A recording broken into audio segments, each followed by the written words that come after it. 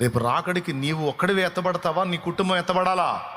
నీ కుటుంబం కూడా ఎత్తబడాలంటే ఇప్పటి నుంచే నీ ఫ్యామిలీని కంట్రోల్ చేసుకోవటానికి ముందు అన్ని విషయాల్లో నువ్వు కంట్రోల్ కావాలి. కొన్ని ఫ్యామిలీస్ ఉంటాయి, అన్ని బాంబులే. భార్య తగ్గదు, భర్త దగ్గరు, అత్త తగ్గదు, మామ తగ్గడు, పిల్లల దగ్గర అన్ని బాంబులే. దేన్ని టచ్ చేస్తే డామ్ అంటది. దరిద్ర కుటుంబాలు అన్నమాట. అన్ని టెంపర్లే, శాల్తీలన్నీ టెంపర్లే. నోవా అట్లా లేడు. ప్రతిరోజు దేవునితో గడిపేవాడు, దేవునితో నడిచేవాడు. తన చుట్టూ సమాజం ఎంత నీచమైన పరిస్థితుల్లో ఉన్నా దాని ఎఫెక్ట్ తన మీద పడకుండా జాగ్రత్త పడ్డాడు.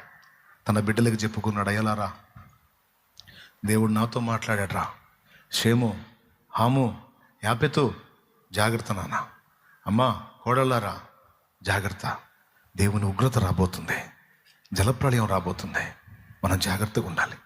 దేవుడు చెప్పాడు. భార్యకి చెప్పుకున్నాడు, పిల్లల్ని జాగ్రత్త, హెచ్చరించు, విచ్చలవిడిగా చెడ్డ స్నేహాలకు వెళ్ళనియొద్దు. మీరు ఆలోచించండి, నోవా ఎలా ప్రవర్తిస్తే కొడుకులు నోవా కనెక్ట్ అయ్యారు. బయట స్నేహాలకు పోకుండా కొడుకులు నోవా స్నేహంలో ఎలా ఉండగలిగారు? హలో, పిల్లల్ని కన్నావు, పెంచుతున్నావు. నీ పిల్లలు నీకు స్నేహితులా, లోకులకు స్నేహితులా? నాకు తెలిసి నోవా పిల్లలు నోవాకు స్నేహితులు. ఎలా అయ్యారో తెలుసా?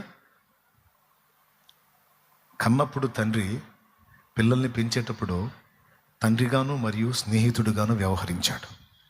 ఎంతగా అంటే వాళ్ళ ఒపీనియన్ అంతా కూడా ఆయనకి చెప్పుకునేటట్టు చాలా దగ్గరగా ఉన్నాడు. అంతేకాదు వాళ్ళని ప్రోత్సహించటం, వాళ్ళని ఆదరించటం, బయట ఫ్రెండ్ ఎలాగైతే వాళ్ళతో వ్యవహరిస్తాడు అదంతా తండ్రి వాళ్ళకి అందించినందున బయట ఎవడి స్నేహానికి వాళ్ళు వెళ్ళాలా. 6 సబ్జెక్టుల్లో ఒక సబ్జెక్టు పోయి ఇంటికి వచ్చాడు అనుకోడు, ఒక తండ్రి అంటాడు, సావురా సావు, రెక్కలు ముక్కలు చేసుకొని లక్షలు పోయి చదివిస్తుంటే పోగొట్టా, తప్పావా, ఫెయిల్ అయ్యావా, సావురా సావు అంటాడు. ఎందుకు అట్లా మాట్లాడుతుంటే, ఏయ్ నేను తండ్రినే నేను అనకపోతే ఎవడంటాడు, వాడు నా కొడుకు. ఆహా, వాడేం చేస్తాడు తెలుసా? వాడు ఫీలింగ్ చెబుతాయి. నేను నైట్ అంతా కూర్చొని చదివాను, మా నాన్న చూశాడు.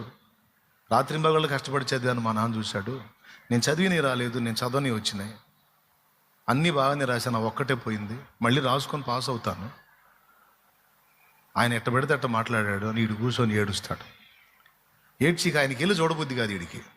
తండ్రి కాదు, ఒక సైకో. అప్పుడు వీడికి ఎవడు గుర్తొస్తాడో తెలుసా? వీడికి ఒక సబ్జెక్టు పోయింది కదా, 3 సబ్జెక్టులు పోయినోడు గుర్తొస్తాడు వీడికి. వీడిపోయి వాడిని పలకరిస్తాడు. వాడు అంటాడు, ఎరా ఎన్ని పోయినాయి అంటాడు. ఒక్కటేరా, ఒకటే అంటే 5 అయిపోయినాయి అనమాట. గ్రేట్ రా బాబు, నువ్వు గ్రేట్, నా 3 పోయినాయిరా అంటాడు.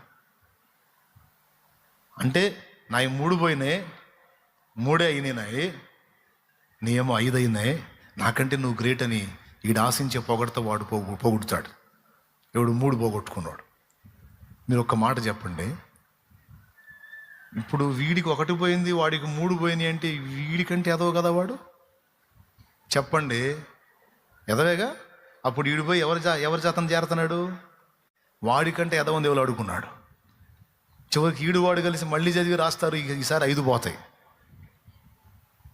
ఏమైనా అర్థమైందా నా లాజిక్? దేవునికి స్తోత్రం కలుగును గాక. కానీ ఏం చేద్దాం మరి, ఎంకరేజింగ్ అనేది వీడికి వాడి దగ్గరే దొరికింది, పాస్ అయినోడి దగ్గర దొరకదు. పాస్ అయినోడి దగ్గర ఏమి ఎగతాళ్ళు ఉంటుంది, ఫెయిల్ అయినోడి దగ్గర ఎంకరేజింగ్ ఉంటుంది. కాబట్టి వీడు వాడికంటే ఇంకా దరిద్రంగా ఉన్నోడి దగ్గరికి పోతాడు. ఎంత తేడా పడుతుందో చూడు. మరి ఒక తండ్రిగా నువ్వు కొడుకుని ఎట్లా దగ్గరకు తీసుకోవాలి? ఫ్రెండ్గా వ్యవహరించడం అంటే ఏంటి?